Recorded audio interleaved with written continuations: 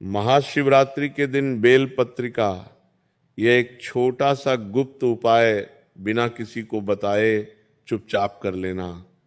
इतना पैसा आएगा कि संभाले नहीं संभाल पाओगे आपके जीवन में। कभी धन धान्य की कमी नहीं होगी। जिंदगी में कभी पीछे मुड़कर देखना नहीं पड़ेगा।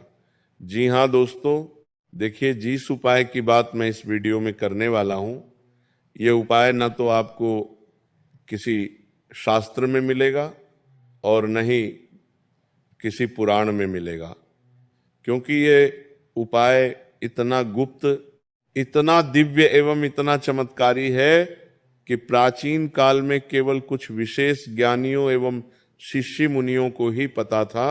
और यदि आज यह गुप्त उपाय आपके कानों तक पहुंच रहा है तो यकीन मानिए साक्षात भगवान शिव ने आपको चुना है। इस उपाय को सुनने के लिए देखिए, यह उपाय आपको मैं नहीं बता रहा हूं, ये उपाय साक्षात भगवान शिव आपको बता रहे हैं। इसीलिए आज इस छोटी सी वीडियो को शुरू से लेकर अंत तक ध्यान से जरूर देखना, क्योंकि शिवरात्रि पर पूरे 52 वर्षों के बाद एक महासयोग बन रहा है। और इस महासयोग के दौरान यदि किसी भी भक्त ने यह छोटा सा उपाय कर लिया तो आपके जीवन के हर एक दुख, हर एक कष्ट और हर एक तकलीफ दूर होगी। जी हाँ, देखिए ये उपाय उन लोगों के लिए भी कारगर साबित होगा जो लोग ग्रह दोष से पीड़ित हैं, जिन लोगों को पितृ दोष लगा हुआ है और इन दो दोषों के कारण मनुष्य की कभी भी तरक्की नहीं होती है, उसका जीवन थम जाता है, उसका जीवन रुक जाता है। तो यदि आज आपने इस उपाय को सुन लिया और महाशिवरात्रि के दिन कर लिया तो आप साक्षात भगवान शिव का चमत्कार अपनी आंखों से देखोगे। जी हाँ, देखिए इस वीडियो को शुरू करने से पहले मैं आपको कुछ विशेष बातें बता देता हूं कि इस उपाय से संबंधित नियम, इस उपाय से संबंधित सावधानियां आपके लिए जानना बहुत जरूरी होगा। क्योंकि देखिए, उपाय को जानने के बाद कई सारे लोग वीडियो को ऐसे ही छोड़ देते हैं, लेकिन जब तक हमें उपाय से संबंधित ज्ञान, उपाय से संबंधित नियम, उपाय से संबंधित सावधानियों का पता नहीं होता है तो वो उपाय हमें कभी भी कष्ट पहुंचा सकता है। तो इसीलिए आपको हर एक बातें सुनना पड़ेगी और अपने दिमाग में उतारना पड़ेगी। तो सबसे पहले तो मेरा आपसे एक अनुरोध है कि वीडियो को शुरू करने से पहले आप सभी इस वीडियो को लाइक कर दीजिए और कमेंट बॉक्स में हर हर महादेव अवश्य ही लिख दीजिएगा। महादेव आपकी सभी मनोकामनाएं पूर्ण करेंगे। देखिए, महाशिवरात्रि वह रात्रि है जिसे साधारण आंखों से देखने वाला केवल एक त्योहार समझा जाता है, लेकिन जो साधक मन की आंख खुलता है वह जानता है कि ये वह रात है जब सृष्टि की सबसे सूक्ष्म, सबसे शांत और सबसे रहस्यमय ऊर्जा पृथ्वी के बहुत निकट आ जाती है। एल कहते हैं कि इस रात का समय धीमा हो जाता है, विचार गहरे हो जाते हैं और मनुष्य अपने भाग्य के द्वार पर खड़ा होता है। जी हाँ, देखिए भगवान शिव को लेकर पुराणों में कई सारी बातें कही गई है। भगवान शिव, जिनका एक नाम भोलेनाथ भी है और नाम से ही स्पष्ट है, भोलेनाथ इतने भोले हैं कि अपने भक्तों को हर वरदान देते हैं और उन्हें अमर वरदानी भी कहा गया है। तो देखिए दोस्तों, मैं आपको बताता हूं कि प्राचीन कथाओं में वर्णन आता है कि इसी रात शिव ने तांडव किया था। ऐसी रात आदिशक्ति और महादेव का दिव्य मिलन हुआ और इसी रात ब्रह्मांड की नकारात्मक शक्तियां कमजोर हो जाती हैं और सकारात्मक ऊर्जा जागती है। इसीलिए साधु संत और प्राचीन काल में जो शिष्य मुनि थे, बड़े बड़े ज्ञानी जन थे, वे रात को जागरण करते हैं, क्योंकि वे जानते हैं कि यह रात्रि केवल सोने के लिए नहीं बल्कि भीतर छिपी शक्ति को जगाने के लिए है। देखिए, बेलपत्र को शिव का प्रिय इसीलिए माना गया है क्योंकि इसके 3 पत्ते सृष्टि के 3 मूल तत्वों का प्रतीक है। जी हाँ दोस्तों, अब आपके मन में ये सवाल जरूर आ रहा होगा कि गुरुजी तो सिर्फ इतना कहेंगे कि बेलपत्र ले जाकर शिवलिंग पर चढ़ा दो, लेकिन नहीं, अगर आप ये सोच रहे हैं तब कान खोलकर सुन लेगा कि यह उपाय जो मैं बता रहा हूं, यह उपाय बहुत गुप्त है। कोई शिवलिंग पर बेलपत्र नहीं चढ़ाना है, ध्यान से सुनिएगा। देखिए दोस्तों, बेलपत्र की पत्ती के 3 मूल तत्वों का प्रतीक है सृजन, पालन और संहार। और जब मनुष्य बेलपत्र अर्पित करता है तो वह अपने भीतर की अशुद्धियों को छोड़ने का संकेत देता है। शिवलिंग पर चढ़ाना केवल परंपरा नहीं बल्कि यह अपने अहंकार को बढ़ाने का प्रतीक है। देखिए, दूध चढ़ाना मन की शांति का संकेत है और मौन जप करना आत्मा को स्थिर करने का मार्ग है। जब किसी व्यक्ति की आत्मा स्थिर हो जाती है, उसकी आत्मा इधर उधर नहीं भटकती है, तो उसे भगवान शिव अवश्य दिखाई देते हैं और भगवान शिव का आशीर्वाद जरूर प्राप्त होता है। अब देखिए, कहते हैं कि इस रात चंद्रमा की स्थिति मन को अत्यंत संवेदनशील बना देती है और भगवान शिव तो अपने जटाओं में चंद्र को धारण करते हैं। इसीलिए जो शिवरात्रि के दिन शिव का स्मरण करता है तो उसके भीतर छिपी बेचैनी धीरे धीरे शांत होने लगती है, उसका मन हल्का होने लगता है।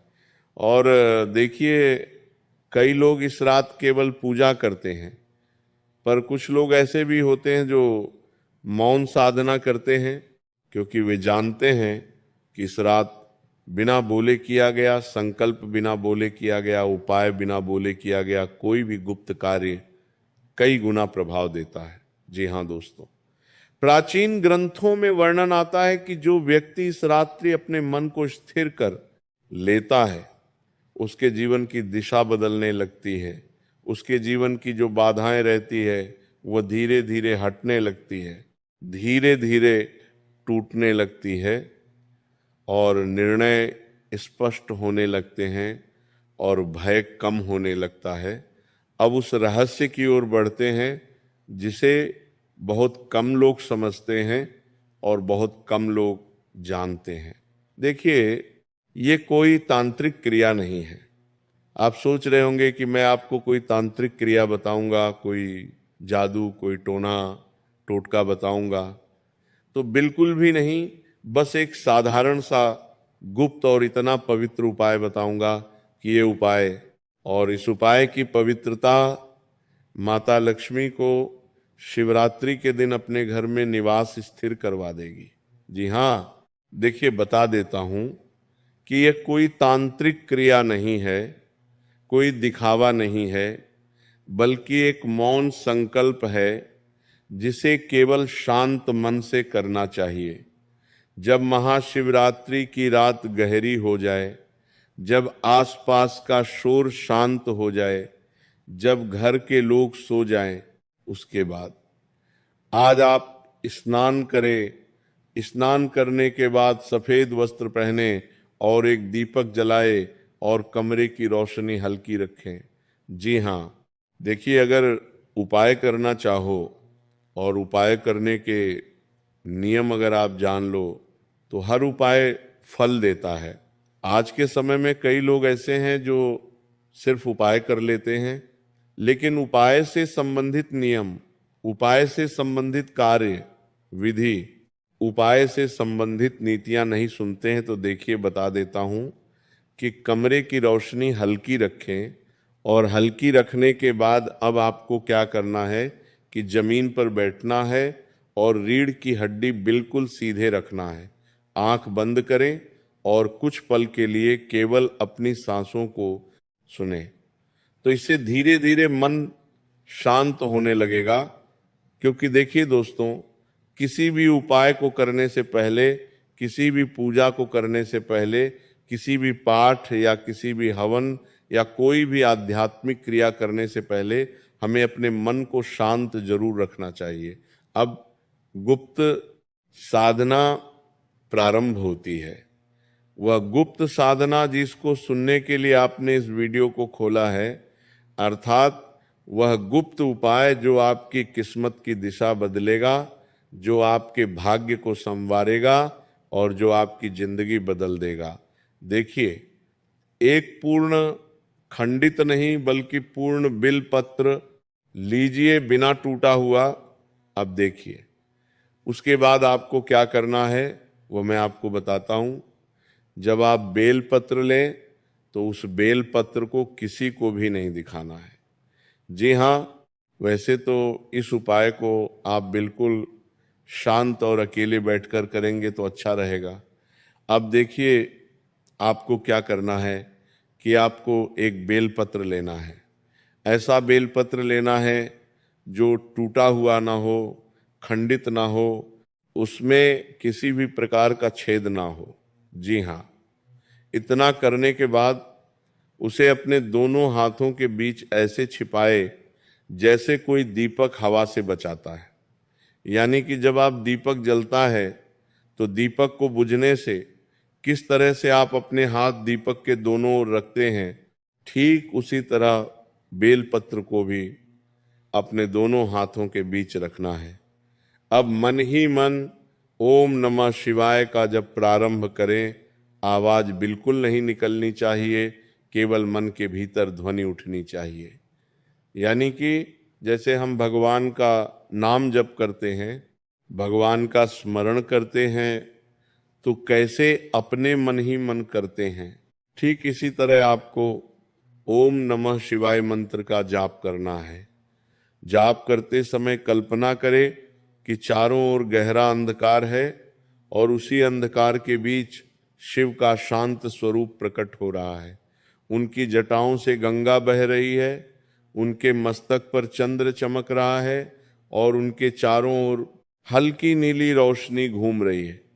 देखिए, आपको मैं बता देता हूं कि अगर भगवान में विश्वास करोगे तो आपको लगेगा कि हाँ, साक्षात भगवान है, और भगवान में विश्वास नहीं करोगे तो आपको अगर भगवान साक्षात आकर दर्शन दे देंगे, कभी यही महसूस होगा कि भगवान ही नहीं। तो इस उपाय में सबसे बड़ी चीज यह है कि आपको श्रद्धा रखना पड़ेगी, क्योंकि बिना श्रद्धा, बिना विश्वास के किया गया उपाय कभी फल नहीं देता है। तो देखिए, आपको मैं बता देता हूं कि हर जप के साथ कल्पना करें कि आपके जीवन की एक एक रुकावट धुएं की तरह मिट रही है।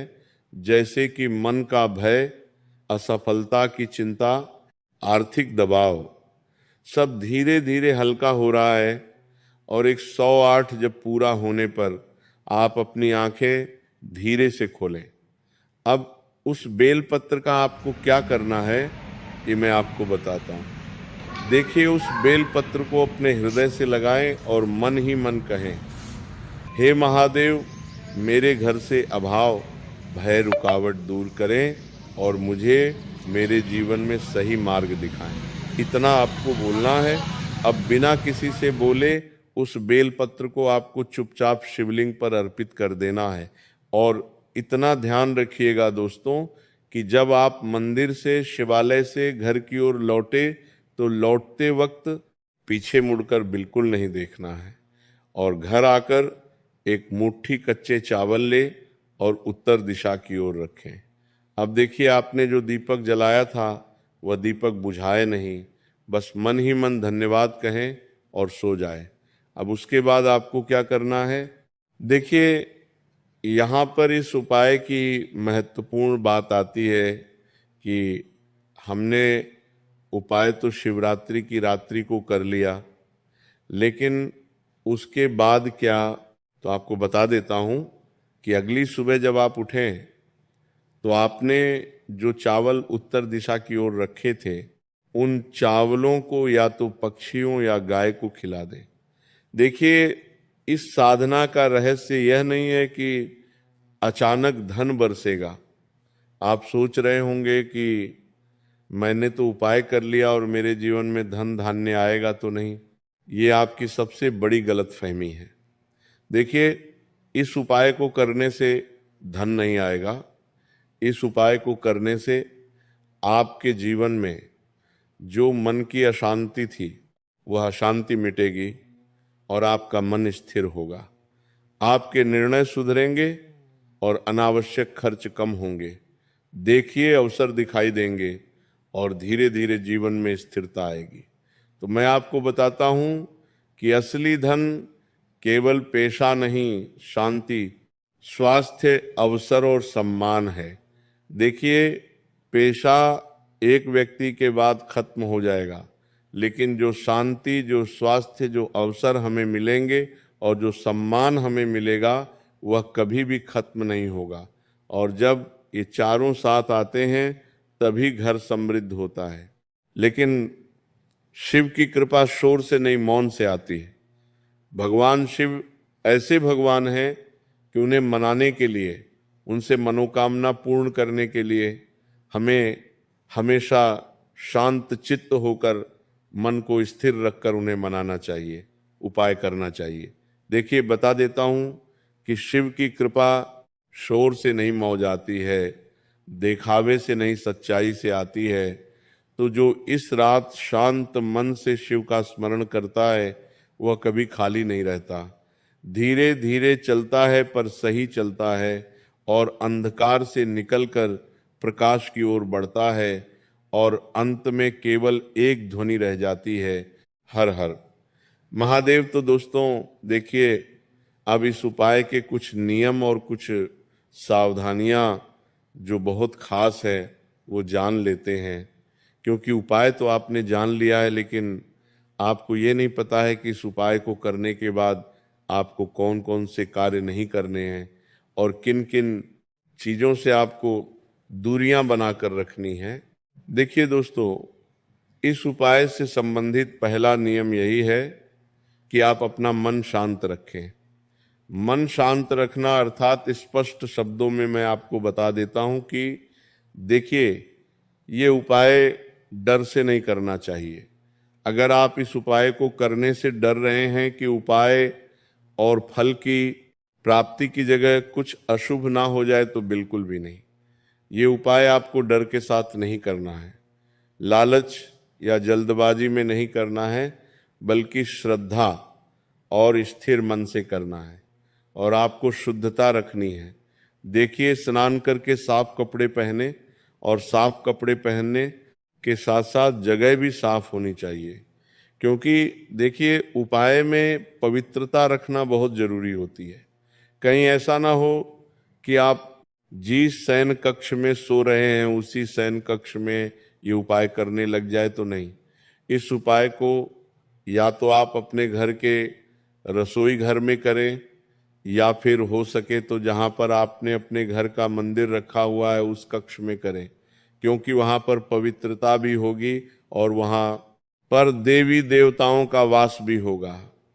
जैसे किचन में आप जानते ही हैं कि कितने तरह की देवी देवता विराजमान रहते हैं, और भगवान का मंदिर में तो स्वयं देवी देवता बैठते हैं। और देखिए, शुद्धता रखनी है, आपको स्नान करना है, साफ कपड़े पहनने हैं। उसके बाद जो बेलपत्र हो वह एकदम सही हो, टूटा, सूखा या कीड़ा लगा बेलपत्र इस्तेमाल ना करें और मौन जप करें। मंत्र मन में ही बोलना, आवाज नहीं निकालनी है, और पूरे 108 बार इस मंत्र का जाप करें। इस मंत्र को अधूरा न छोड़े और बीच में उठना नहीं है। दिशा का ध्यान रखें, चावल हमेशा उत्तर दिशा में ही रखें, समृद्धि की दिशा मानी जाती है और चावल माता लक्ष्मी से संबंधित रखता है। और यह भी कहा जाता है दोस्तों कि जो इंसान भगवान शिव के शिवलिंग पर रोज एक दाना भी चावल का अर्पित करता है तो उसके सुख, शांति, धन समृद्धि के मार्ग खुलते हैं। देखिए, इसे दिखावे, घमंड या दूसरों को प्रभावित करने के लिए न करें। सबसे पहली चीज आप ध्यान रखिएगा और श्रद्धा कर्म उपाय के साथ साथ अपनी मेहनत और सही कर्म जारी रखे, तभी जीवन में संतुलन बनता है। देखिए दोस्तों, इसका नियम तो मैंने आपको बताती, लेकिन इससे संबंधित सावधानियां भी मैं आपको बताता हूं कि अगर आप लालच के साथ उपाय करेंगे तो उपाय आपको कभी फल नहीं देगा। जैसे आप सोच रहे हैं कि मैंने उपाय कर लिया, तुरंत धन मिलेगा, ये सब सोच कर करेंगे तो मन भटकेगा और शांति नहीं मिलेंगे। इसलिए इस उपाय को लालच के साथ नहीं करना है। इस उपाय को सच्चे श्रद्धा से, सच्चे दिल से और सच्चे भाव के साथ करना है। देखिए, डर के कारण न करें। ये कोई तांत्रिक या नहीं, केवल ध्यान और एक संकल्प है। क्योंकि तांत्रिक क्रिया वो होती है जिसमें दूसरों का नुकसान हो और हमारा भला हो, लेकिन नहीं, ये सिर्फ उपाय है, तो इसमें किसी का बुरा नहीं हो रहा है। ये उपाय आप सिर्फ स्वयं के लिए करेंगे। अब देखिए, शिवरात्रि के दिन आपको मांस और मदिरा जैसी चीजों से दूर रहना है, क्योंकि ये अशुभ चीजें हैं। कम से कम उस दिन शरीर और मन को हल्का रखें, इस तरह की चीजों का सेवन ना करें। और देखिए, गुस्से या उदासी में न करें। बहुत बेचैन मन से साधना करने पर ध्यान नहीं लगता है और भगवान शिव का आशीर्वाद भी नहीं मिलता है। इस उपाय को आप मजाक या परीक्षण में न करें। इस प्रयोग को खेल समझ कर न करें, क्योंकि इस उपाय के जो नियम हैं वह बड़े कठोर हैं। इस उपाय के जो उद्देश्य है वह साधारण नहीं है। इसलिए इस उपाय को कर्तव्यतः आप मजाक मस्ती बिल्कुल ना करें, थोड़ा सा सीरियस हो जाए। उसके बाद देखिए, जब शुरू करके बीच में उठना या फोन देखना आपको नहीं करना है। अगर आप एक बार मंत्र जपना शुरू कर देते हैं तो आपको फिर मंत्र एंड तक, जब तक 108 बार नाम ना हो जाए तब तक आपको नहीं छोड़ना है। और दूसरों को नुकसान की भावना, किसी के बुरे के लिए कभी संकल्प ना ले। और परिणाम की जल्दी है, मन बदलने की प्रक्रिया है, चमत्कार की नहीं। इसीलिए दोस्तों देखिए, उपायों को करते वक्त आप परिणाम की चिंता ना करें, क्योंकि परिणाम भगवान शिव के हाथ में है। आप सिर्फ कर्म कर सकते हैं। तो दोस्तों, आशा करता हूं कि आप सभी को यह उपाय बेहद पसंद आया होगा। यदि आपको उपाय अच्छा लगा हो तो आप सभी इस छोटी सी वीडियो को लाइक कर दीजिएगा। कमेंट बॉक्स में हर हर महादेव अवश्य लिख दीजिएगा और हमारे चैनल को सब्सक्राइब जरूर कर दीजिएगा।